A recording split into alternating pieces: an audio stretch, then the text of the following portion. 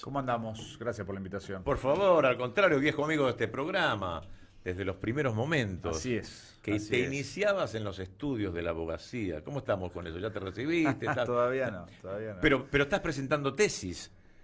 Presentamos las tesis de abril, que quienes estén escuchando las pueden encontrar en nuestra página web, que es www.elpiquetero.org. Elpiquetero.org. Exactamente, tesis de abril, que es una descripción detallada del daño que generó Milei en sus primeros 100 días de gobierno, y un llamado de atención a la oposición para que le pongamos un límite constitucional, planteando cuáles son los tiempos que nosotros consideramos que tenemos para dar una lucha política para decirle basta a Milei y ponerle justamente un límite a este plan de genocidio económico que ya tanto daño le está generando a nuestro pueblo. Bueno, de eso se trata. La conversación va a girar en torno a esto, porque tenemos algunos una cierta premura y siempre esperamos del otro. ¿Cuándo va a salir la gente si yo no fuera gente? ¿Cuándo va a salir el pueblo como si yo no fuera pueblo? Entonces, hay como una especie de ansiedad de que esto suceda pronto. Los dirigentes, salvo algunos casos en los que te encuentro, no están tanto en la calle. Y me parece a mí que es el escenario primordial. Posiblemente el Congreso después pueda rubricar lo que la gente dice en la calle. Por supuesto que tiene un costo. Vos lo tenés en el cuello, el costo. Y para vos posiblemente no sea nada. Para un jubilado recibir esto posiblemente lo mate. Si le entra en los ojos, le pueda desprender la retina, porque no es un gas común. No le tiraban off. Así que todo esto te dejo planteado. Pero en principio, ¿tenés pensado organizar esto? ¿Hay una organización de todo esto o se espera la espontaneidad? No, a ver, me parece que primero que tenemos que ser conscientes de el nivel de movilización extraordinaria de sectores masivos de nuestro pueblo contra el gobierno de Milei. Tuvimos el paro nacional más temprano en la historia de Argentina. Un mes y medio había asumido el gobierno, ya tuvimos paro nacional con una movilización de más de 1 millón de personas en todas las provincias del país. Después tuvimos el 8M, que fue una manifestación extraordinaria de las mujeres y las disidencias, el Congreso, la Plaza Congreso llena, toda Avenida de Mayo llena. El 24 de marzo hablé con la mayoría de los organismos de derechos humanos, todos coincidían que fue la marcha más grande del 24 que vieron desde que arrancaron las marchas en el aniversario del golpe de la dictadura militar. También las jornadas piqueteras, el 18 de marzo hubo una muy importante en varios accesos, con toda la persecución mediática, judicial, la campaña del gobierno, las amenazas, donde le dicen a las compañeras y a los compañeros que tienen el potencial de trabajo que si cortan no cobran, y aún así, la amenaza de la represión, y aún así el movimiento piquetero saliendo a la calle para exigir la asistencia alimentaria a los comedores que el gobierno cortó. Bueno, lo de la UOM también es extraordinario. El propio Pablo Roca salió a decir que hacía 30 años no se veía algo así. Paro de 24, 48, 72 horas, marchas de la dignidad todas las semanas. Esta semana que pasó una marcha en San Nicolás y la semana que viene marcha en Villa Constitución, que es un bastión histórico del movimiento obrero argentino, y que la UOM se ponga de pie, Sí, claro. es fundamental. Por lo cual, el pueblo está saliendo a la calle. El pueblo está saliendo a la calle con un planteo claro, que es decir, basta Milei, pongámosle un límite a esto. El tema es que frente a eso el gobierno no es permeable a la movilización, no modifica su conducta, no por una cuestión de fortaleza política, sino al revés, por una cuestión de debilidad, una cuestión de desconexión completa con la realidad. Es un gobierno que está tan desconectado de la realidad que frente a cualquier tipo de manifestación popular opositora, aún las más masivas de la historia de Argentina, responde pensando que le sirve atacar la movilización, reprimirla, montar campañas mediáticas en su contra. Bueno, es una señal de debilidad. Otra de las expresiones de desesperación de un gobierno que no tiene plan desde el punto de vista de la coyuntura económica, que tenía un plan de genocidio económico y que lo está aplicando de forma torpe y acelerada porque no tiene plan de estabilización. Y frente a eso reacciona de esa forma contra las manifestaciones. Bueno, estas manifestaciones sí pueden impactar sobre la oposición. Me parece en ese sentido que hay una diferencia entre el gobierno y la oposición, que es que la oposición tiene más o menos vocación democrática y conexión con la realidad. Por algo le votamos en contra de la ley ómnibus. Incluso nosotros votamos en contra de todo la ley ómnibus, pero los sectores que votaron a favor en general después le votaron en contra de la mayoría de los artículos y los incisos, lo cual demuestra que reconocen que hay que ponerle límites al gobierno de una forma u otra. Entonces, en ese sentido, me parece que un nuevo paro nacional de la CGT ahora en abril y todas estas manifestaciones masivas, populares, tienen que ser direccionadas sobre la oposición. Yo reconozco lo que vos decías de no solamente hay bronca popular contra el gobierno, también hay bronca popular contra la oposición. Y un reclamo muy, muy claro de que la oposición tiene que hacer más de lo que está haciendo para ponerle un límite al gobierno. Me parece que ahí hay que distinguir la paja del trigo, que no es lo mismo Unión por la Patria que los otros sectores de la oposición, porque Unión por la Patria, que tiene problemas, por lo menos te garantiza que los 99 diputados votan en contra del DNU y de la ley ómnibus, que los senadores trabajan para voltear el DNU, que el gobernador de La Rioja va a la Corte Suprema para exigir la nulidad del DNU, que el gobernador de la principal provincia del país, que es la provincia de Buenos Aires, hace un planteo de 7 puntos para reagrupar a toda la oposición, que es el compañero Axel Kicillof y el compañero Quintela. Entonces, en Unión por la Patria hay grandes puntos de apoyo para oponernos y ponerle límites a Milei. Obviamente se podrían hacer más cosas y esas discusiones las tenemos que hacer. Y como vemos que hay que ordenar a la oposición y dar estos debates, es que sacamos unas tesis de abril de más de 40 páginas para procesar estos debates. Ahora, separando la paja del trigo, también se permite entender dónde hay que poner el foco en las movilizaciones de abril en todas las provincias, sobre todo en los gobernadores y los diputados que todavía piensan que hay margen para transar con Milei. Sí. Ya no hay margen. O sos oficialista y te sumás al pacto de mayo para fundir a las provincias, el plan de Caputo y de Milei, o sos opositor y rechazas el pacto de mayo, rechazas la ley ómnibus, rechazas el DNU. Entonces, las marchas en todas las provincias tienen que ser a esos gobernadores de la derecha peronista, de la derecha radical, básicamente, incluso algunos del PRO, como Nacho Torres, que había salido a confrontar con Milei, está diciendo que le va a votar a favor de la ley ómnibus. Bueno, movilizaciones en Chubut, en Córdoba, en Santa Fe, en Jujuy, en Corrientes, exigiéndoles a esos gobernadores, a esos diputados, que hagan lo que tienen que hacer y sean opositores. Tuvimos a un sector muy grande de la UCR boicoteando una sesión pedida por el bloque de Pichetto para discutir las jubilaciones, a la cual fuimos como Unión por la Patria. La mayoría de los de la UCR no fueron, encabezados por De Loredo, porque habían arreglado con el oficialismo la presidencia de una comisión en la Cámara de Diputados. O sea, a cambio de la presidencia de una comisión le dieron la espalda a los jubilados. Bueno, creo que las jubiladas y los jubilados de todas esas provincias donde están esos diputados tienen una tarea también militante, que es en junio movilizarse y decirles a esos diputados, no, basta, eso no puede seguir así. Nosotros, el trabajo legislativo, necesitamos que sea acompañado por la movilización popular con estos objetivos. Bueno, está claro que, y lo describiste muy bien, que este gobierno está bancado por un poder que no tiene nada que ver con la República Argentina. Por eso se mueve con tanta comodidad y por eso no necesita ningún tipo de consenso. Por el contrario, se siente fuerte ante el consenso porque es parte del proyecto de Estados Unidos y Inglaterra y el gobierno de Netanyahu sobre Argentina. Claramente esta es una operación que no empieza ahora, es la operación que llamaba al kirchnerismo los cucas, que decían que Cristina tenía en la Patagonia no sé cuántas cajas de dinero, de dólares, y después en la financiera, cosas que nunca se demostraron, que además intentaron matarla y le tiraron un tiro como hizo Oswald contra Kennedy, o el pelotudo ese que mató a Lennon, manejado por la CIA. Claramente hay una operación sobre Argentina que no necesita ni de los sectores políticos, ni de los medios de comunicación, salvo para consolidar la acción devastadora, destructiva de Milei sobre la sociedad, que le importa un carajo todos los costos porque va derecho al diamante del fondo, que es quedarse con todo.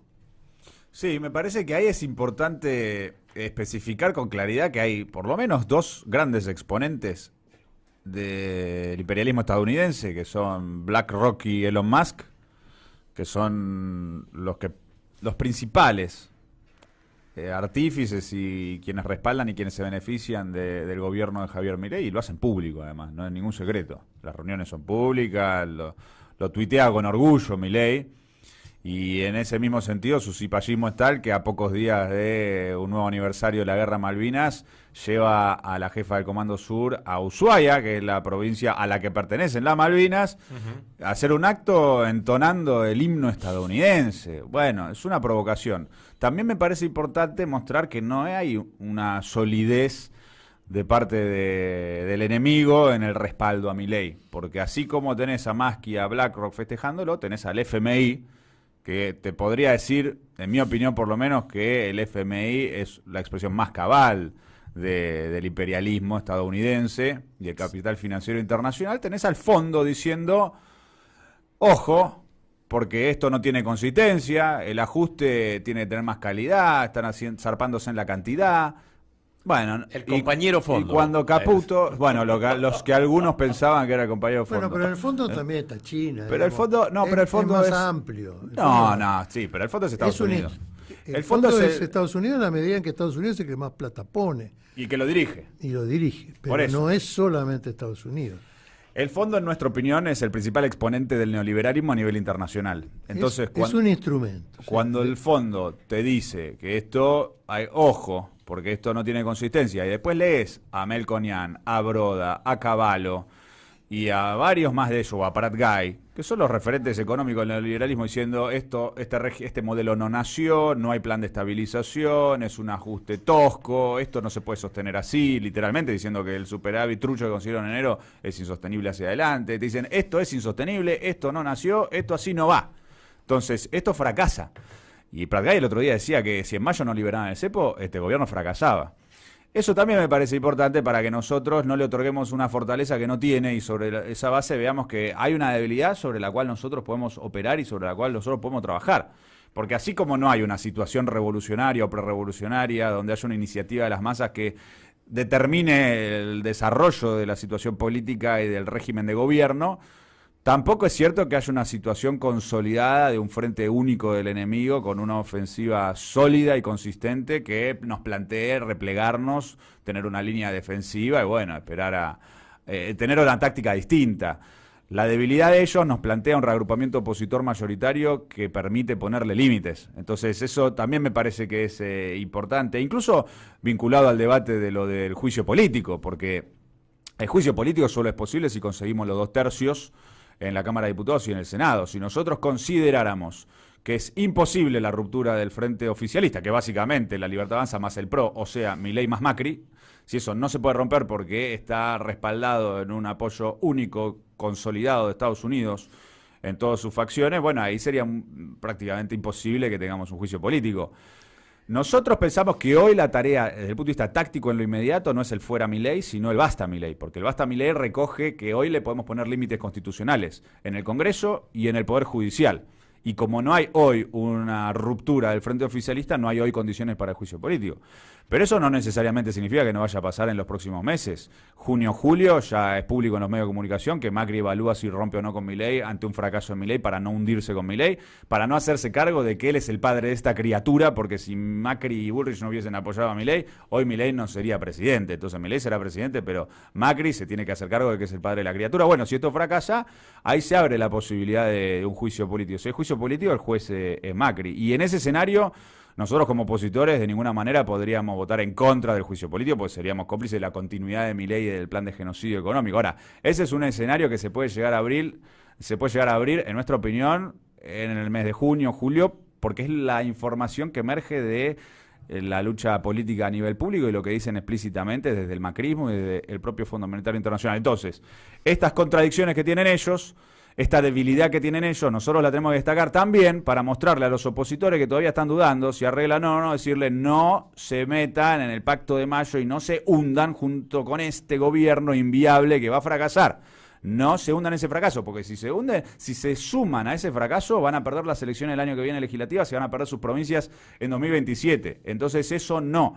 Si quieren sobrevivir políticamente, si quieren tener algún tipo de respaldo o vínculo con las organizaciones populares mayoritarias de este país, tienen que oponerse al Pacto de Mayo y votar en contra y vean que este gobierno va a fracasar y es débil y que podemos construir un reagrupamiento mayoritario que le ponga límites. Clarísimo. Valentín, Juventud. Bueno, mi principal miedo va, o mi pregunta va a futuro, imaginando que, como vos decís, este gobierno desastroso va a fracasar y que en un futuro llegue un gobierno más alineado a nuestras ideas, o por lo menos disidente a las cosas que piensan estos muchachos. ¿No habrá una forma para poder ponerles un freno, como aquella estaba esa ley de la que no se podía privatizar y los complica y todo, para que no puedan venir y hacer cualquier cosa y de repente le venden a Estados Unidos y hacen como bueno, che, volvimos. Bueno, pero que no nos vuelva a pasar esto, o sea, o por lo menos pongamos un montón de medidas, aunque capaz no pensamos todos igual. Capaz hay izquierda, capaz hay peronismo, capaz hay otros peronismos que piensan distinto. Bueno, pero, che, dentro de todo estamos seguros que esto no lo queremos. Bueno, pongámonos de acuerdo si es que llegamos a estar de vuelta en el poder y hay una especie de mayoría, como para frenar y que no puedan venir y hacer cualquier cosa. Mi pregunta desde el desconocimiento, ¿no? De leyes y de todo. Hoy ya tenemos un instrumento para eso que vos decís, que es la Constitución Nacional. Sí. O sea, hay una Constitución y estos vienen y gobiernan contra la Constitución. Entonces, en realidad el debate es, ¿ponemos en marcha todos los instrumentos y mecanismos constitucionales existentes para ponerle un límite o no? Esa es la discusión que tenemos hoy. Porque nosotros tenemos una Constitución, tenemos un DNU que es anticonstitucional explícitamente y es la base sobre la cual montaron todo este régimen de desgobierno. Sí. Y con eso tenés el desastre que tenés en las prepagas y en el precio de los medicamentos y tenés la faceta más cruel del plan de genocidio económico, que es que haya jubilados que no pueden comprar los medicamentos recetados por su médico con el riesgo de muerte que eso implica, y tenés personas con cáncer que no reciben su medicación oncológica y que ya se están muriendo, pues ya hay 2 casos, uno en Salta y uno en Córdoba, de personas que fallecieron esperando la medicación oncológica. Bueno, para que eso no pase, hay instrumentos constitucionales. Algunos se ejecutan y cuando se ejecutan funcionan. Entonces, por ejemplo, cuando el gobierno de Chubut va a la justicia federal y le solicita que le ordene a Milei que restablezca el Fondo Compensador de Transporte, la justicia da lugar al amparo, le dice a Milei, bajale la plata del Fondo Compensador de Transporte, Milei acató. Cuando nosotros en el Congreso le volteamos la ley ómnibus, se cayó la ley ómnibus y no pudieron hacer las privatizaciones que querían hacer, no pudieron meter la normativa para que Caputo endeudara al país sin ningún tipo de límite, ningún tipo de control, y por lo tanto también le pusimos un límite constitucional ahí. El Senado votando en contra del DNU, lo mismo.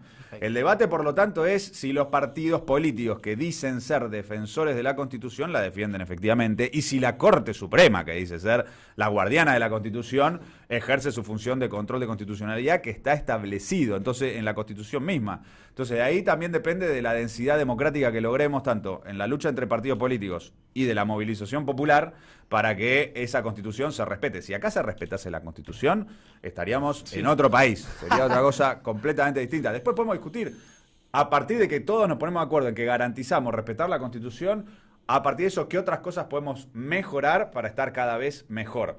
Pero ya, si lográsemos el respeto a la Constitución Nacional, bueno, serían otras condiciones completamente distintas. Bueno, Mirá que a quién bombardearon, exiliaron, intentaron asesinar, mataron a 300 personas en la Plaza de Mayo, fusilaron a José León Suárez, a otro compañero, mataron, torturaron a aquellos únicos privilegiados que en los 70 fueron a buscarlo a Perón para traerlo.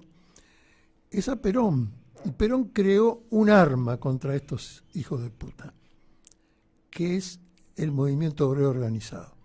Ese es el punto de apoyo del pueblo para recuperar la Constitución, los partidos y el poder del pueblo sobre estos invasores hijos de Estados Unidos y Gran Bretaña.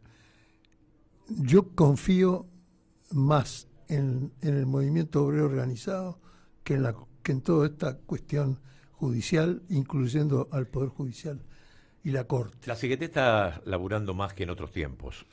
Sí, a mí me parece incluso que, por lo que decía Martín, la lucha del movimiento obrero y popular tiene que ser la que ordene a la oposición política. Nosotros, para la primer guía que tenemos que tener para saber cómo intervenir frente al gobierno en Milei es, en primer lugar y antes que nada, ver ese proceso de movilización popular y expresarlo, representarlo, darle satisfacción. Tener los paros de la CGT. Sí, la CGT está más activa que en otros momentos.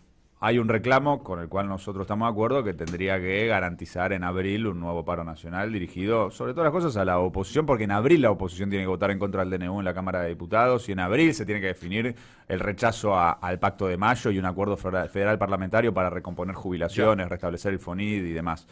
Entonces, la guía que implica el movimiento obrero es importante. Y eso tiene que estar mediado por la lucha política entre partidos, porque de forma espontánea el movimiento obrero, si no se traduce en una lucha política, no logra incidir en el desenvolvimiento de los acontecimientos políticos y en las definiciones del régimen político y del Estado, de los tres poderes del Estado.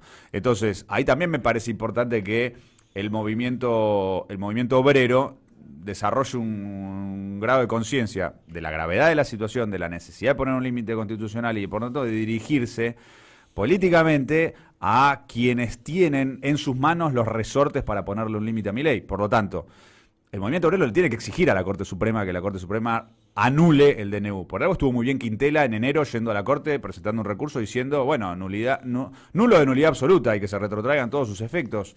El movimiento obrero tiene que tomar ese reclamo en sus manos y exigirle a la Corte. La Corte no puede, sin pagar ningún costo social, seguir durmiendo la siesta, como lo viene haciendo desde que asumió Milei, y no tomando ninguna definición sobre algo tan grave como es que haya un régimen anticonstitucional de ultraderecha que está violentando los principios constitucionales. Entonces, nosotros que decimos, hay un movimiento obrero que lucha, a esos luchadores de ese movimiento obrero y popular se tienen que transformar en militantes.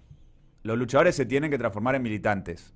Y eso los que estén escuchando. Probablemente haya muchas compañeras y compañeros que estén escuchando este programa en este mismo momento, que los despidieron del Estado y estuvieron en el paro y en la marcha de ATE, o que son jubiladas y jubilados, estuvieron el otro día en la marcha frente al Congreso contra el genocidio silencioso, o que son docentes y no están cobrando bien su salario porque les cortaron el FONID, o que son metalúrgicos y la están peleando porque Pablo Roca está presionando para que no les den el aumento paritario y porque el gobierno no les homologa la paritaria, o son camioneros y están por salir a pelear contra Caputo que no les homologa la paritaria. Bueno, esos compañeros que nos están escuchando, yo les digo, necesitamos que todos nos transformemos y seamos militantes y que armemos las asambleas, los comités de base, las multisectoriales. Nosotros le decimos al que quiera militar con nosotros que venga al partido piquetero, pero después si otros no están de acuerdo y tienen otra política, métanse en otro partido, en otra organización, pero todos militemos y coordinemos esa militancia. Y que esa coordinación de esa militancia sea para que los que hoy son líderes o despuntan como líderes o se proponen como líderes,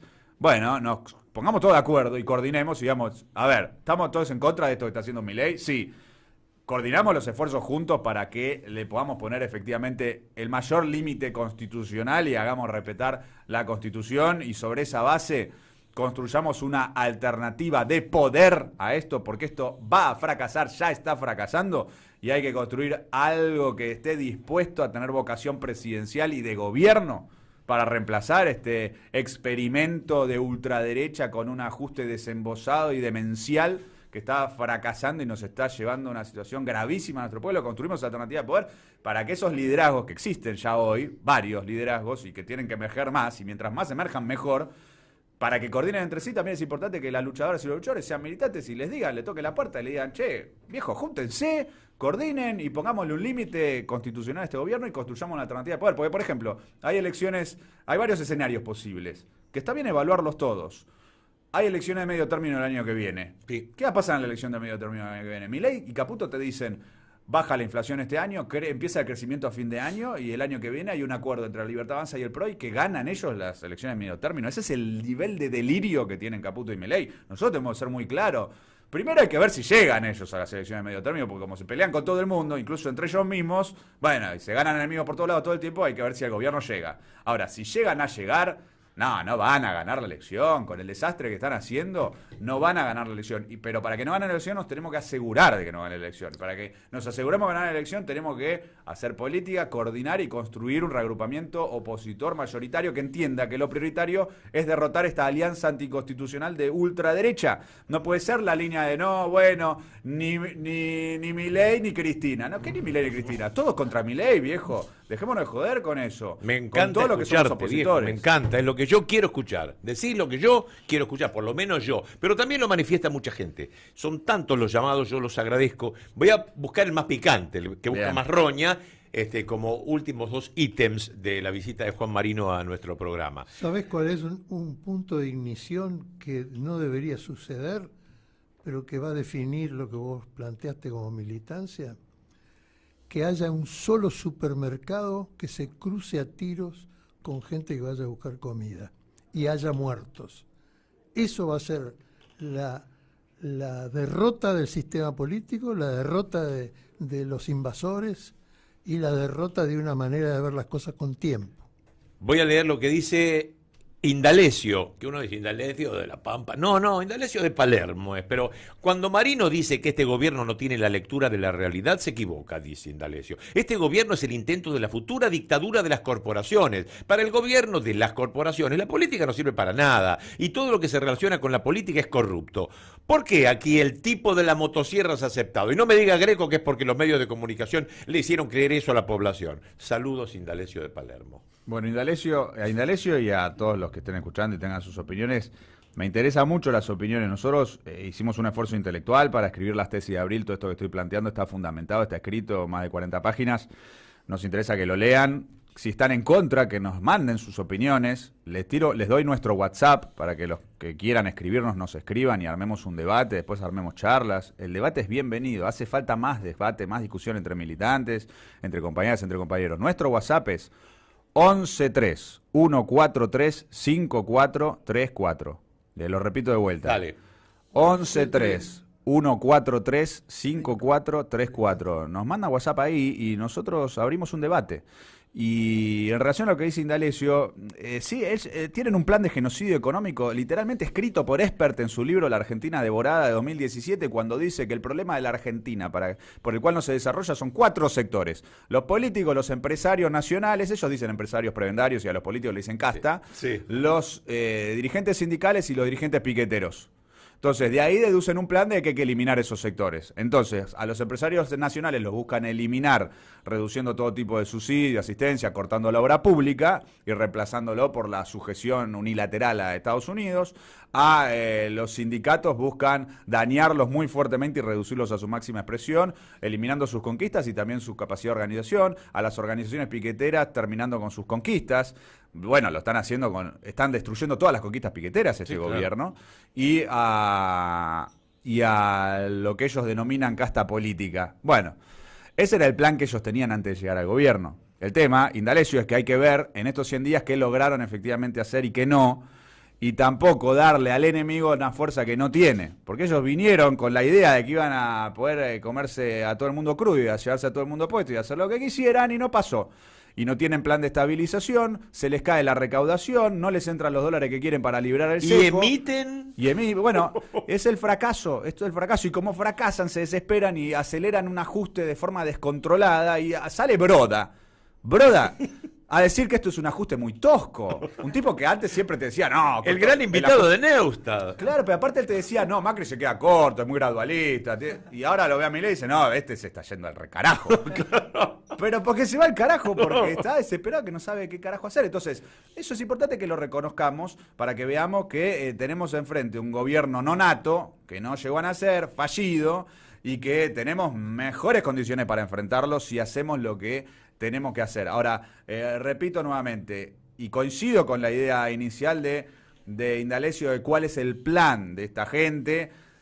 Para poder llevar adelante un plan de genocidio económico, inevitablemente tienen que mutar a formas mayores de violencia institucional. Por algo el protocolo es un protocolo contra todo tipo de protesta. Por algo pretenden usar las Fuerzas Armadas para tareas de represión interna. Es decir, ellos buscan un cambio de régimen también en el terreno represivo para poder viabilizar sus planes y sus objetivos económicos. Y eso lo destaco de lo que decía Indalecio. Ahora desarrollemos estos debates y les propongo que nos manden WhatsApp y que entren a nuestra página web de vuelta, elpiquetero.org, a leer las tesis de abril y que desarrollemos esta deliberación. Vamos a lo último, que es la participación de un tipo que no se destaca por ser un boludo. Nicolás Maduro. Tengo una tesis sobre la muerte de Maradona, la he dicho antes. Yo creo que a Maradona lo mataron. Bueno, todo el mundo dice eso, presidente. Sí. Y yo le dije, Diego, yo hablé con él el día de su cumpleaños, 60, días antes que muriera. Y le dije, Diego, vente a Venezuela, aquí te cuidamos. Estoy preocupado por ti, Diego, le dije. Porque ya personalmente en enero le había dicho, cuídate, Diego. Mira que hay gente muy mala, fascista, y saben que tú eres la voz de la rebeldía de los pueblos, y que dice lo que nadie se atreve a decir en Argentina y en el mundo. Yo creo que fue una operación de acabar con los símbolos de la Argentina rebelde, la Argentina profunda. Y primero acabaron con Diego, tengo esa certeza. Y después querían acabar con Cristina. En vivo y directo por televisión la iban a matar. Acabando con Diego y con Cristina, Argentina se quedaba sin voces profundas, impactantes. Yo creo en ese plan para que llegara, ¿qué? El fascismo.